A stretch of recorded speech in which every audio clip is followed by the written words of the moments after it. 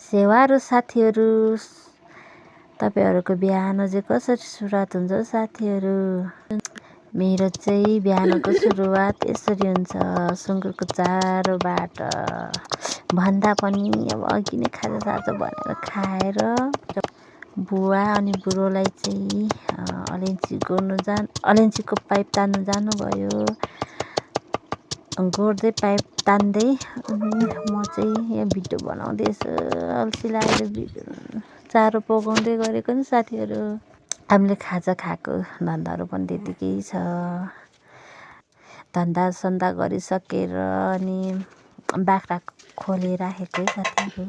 मेरो बाख्रा ब्याएको छ नि त, त्यही भएर मैले चाहिँ प्लास्टिकमा खरानी बोकेर हिँडेँ प्याजबारीतिर।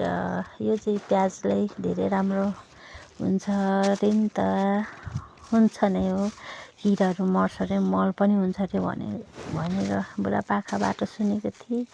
त्यही भएर हाल्दैछु प्याजबारीमा। मेरो चाहिँ प्याज यस्तै छ हौ, तपाईँहरूको कस्तो छ हौ साथीहरू? मलजल त राम्रै गरेको जस्तो लाग्यो साथीहरू, यस्तै छ हौ।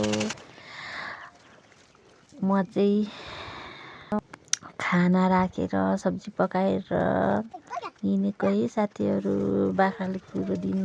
मेरो बाख्राहरू यस्तै छन्। आजका लागि यति नै, भोलि फेरि भेटौँला। बाई बाई साथीहरू।